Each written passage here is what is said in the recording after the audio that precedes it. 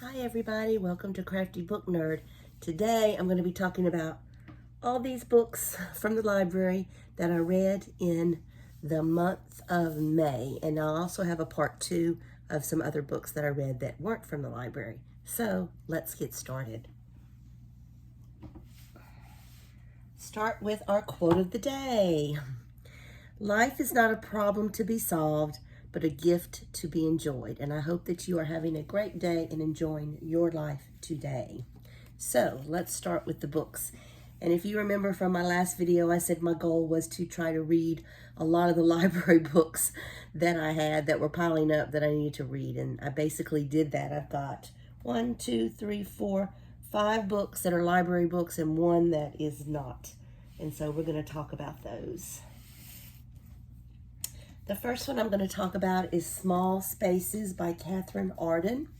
And this is actually a middle grade book. And it was a book I had wanted to read in middle grade March and never got around to it. And so I picked it up. It was, of course, an easy read. I read it in one day. This was definitely a creepy book. And if I would be giving this stars based on how I felt about it, probably as a middle schooler rating it, I gave it 4 stars. Of course, as an adult, it wasn't as creepy, but it still was a little creepy, especially with the scarecrows. I didn't like the whole scarecrow thing. That kind of creeped me out. So I would definitely give it a 4 stars. It's a really good story. I see the main theme of this as being friendship and sticking together with people that maybe aren't quite like you, but if everybody sticks together, you can maybe get out of a bad situation. So if you have a child in middle school who's not a big scaredy cat, I think they would enjoy this one, Small Spaces. And my quote from this one is, "You can't hide in your books forever. There are all kinds of people and good things and life just waiting for you." The next one I read was another one that I had wanted to read in middle grade March, and that one is The House at the Edge of Magic by Amy Sparks. And I read this one, as I said, also in one day, a quick read for me.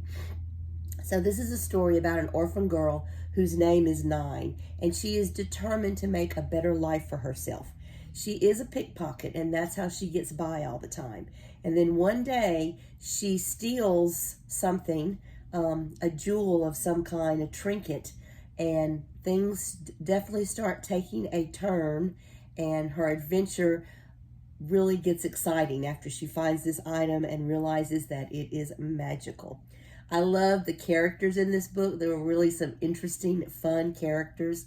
The author does a really good job of describing them. It was very descriptive, and it was a fun read. It wasn't spooky. It wasn't scary. It was just fun about magic, and I enjoyed it. And I think that if you have a middle schooler in your life, that they would probably enjoy this book, and I gave it 4 stars. I do have a quote for this one too, and it says, "But thank you wasn't part of my vocabulary. It meant you owed someone something." All right, now let's get into the adult books I read. The first one was Shadow Sister by Lindsay Morcott. This was advertised as a thriller, and it was somewhat of a thriller. I kind of picked this one up on a whim because I really liked the cover of this book. I thought it looked really interesting, and so that was why I had picked this one up.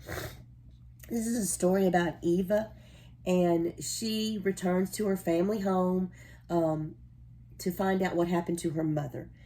The story goes between 2 timelines. We have the past and the present, and there is a mystery involved in this story, and it wasn't too hard to figure out the mystery, so I did enjoy that part. But overall, there weren't really any surprises in the book for me, and it was just an okay read, and I gave it 3 stars. And I don't have a quote from this one. Next was The Island, and I had heard about this from someone, and this is by Adrian McKenty. I can't remember who recommended it, but the premise of it sounded really good. It was just supposed to be a vacation, but a terrible accident changes everything, and you don't know what you're capable of until they come for your family.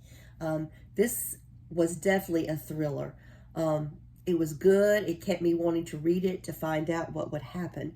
It's about a family, a man named Tom, who's a widowed father, his new young wife, and his children, Olivia and Owen. Tom is a doctor and has to go to Australia to speak at a conference, and so he takes the rest of the family along with him. And one day when they're out and about before he's speaking at the conference, they're at like a little roadside place getting something to eat, and the kids start complaining because they have not seen any koalas, and they really want to see some koalas. Well, a local there tells them that his family lives on an island and it's full of koalas, and for a price he'll take them there. And of course the kids beg to go, and Tom agrees. Well, that was probably the biggest mistake of his life. Once they get there, things are not as they seem.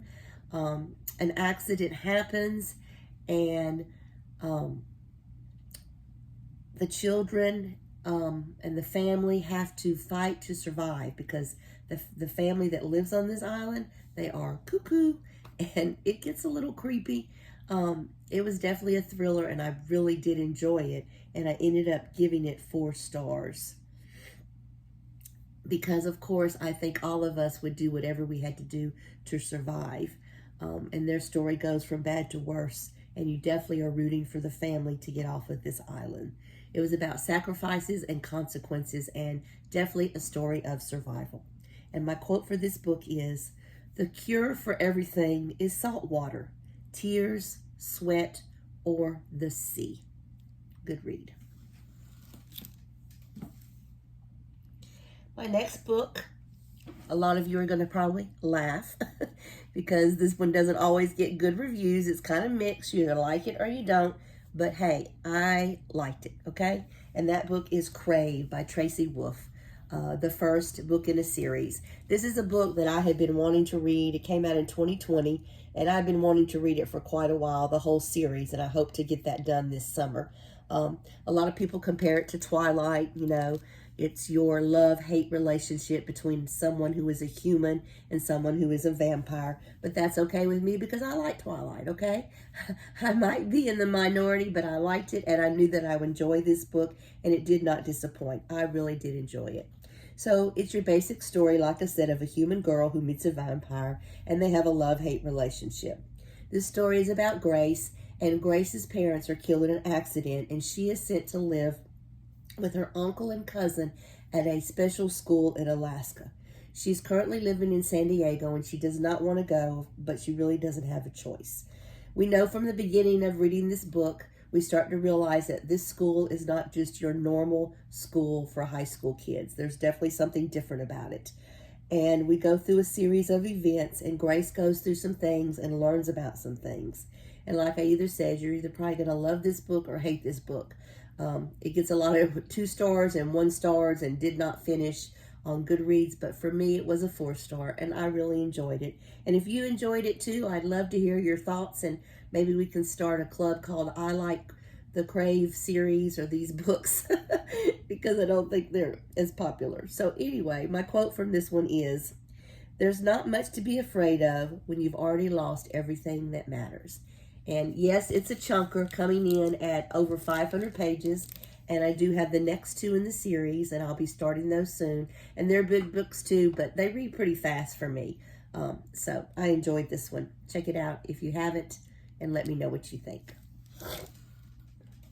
And then the last book I have is the book that is not from the library. It was actually the book of the month for April that I never got around to. So I did read it in May, and that's The Only Survivors by Megan Miranda. I liked the cover of this book. I thought it looked a little creepy, but it wasn't quite what I thought it was going to be. I enjoyed it, but I only gave it 3 stars because it was just kind of slow and a little bit of tedious things going on, and I don't know, it was just okay for me. It's about 9 teenagers who survived the tragic event on a school trip, and it's the 10th anniversary, and they're all coming together. However, one of them disappears during this time of this anniversary, and they all start to question what really happened on that tragic event 10 years ago. The story is told in timelines. We have the past, where we see the tragic event unfold, and we get viewpoints from the different characters, the different survivors, and we get their viewpoints and what they experienced as we try to figure out what really happened on that night. It wasn't as much of a mystery, like I said, as I wanted it to be. I kind of figured it out, so there weren't a lot of surprises for me. I enjoyed it overall, and I did give it 3 stars. Everything she realized in that stark moment of clarity had always been out of her control. This is probably a book that I will unhaul. I'll probably not keep this one, as it was just a 3-star for me. So there you have it. There are the books, and I'm going to the library today to turn these in. They'll probably be happy. I think some of them are overdue, but you know, you got to keep your books till you finish them, right? Well, I do anyway. So I can't hold them all. Like I said, the 2 middle grade ones, y'all, they were just so much fun to read those, and think about reading those, how you would feel as a kid if you were reading those books. So there you have it. My next one, I have about 3 other books to talk about. One was an audio, one was a library book I had to turn in, and one was a book I read on my Kindle. And so I'll talk about those in part 2. So I hope you enjoyed this review of books that I've read in May. And pretty soon I'll be doing books I'm going to read in June. I don't know where the months are going, but they're flying by. So thanks for watching, Crafty Book Nerd. If you haven't already subscribed, please hit the like button and subscribe. I'd appreciate it. Everybody have a great day.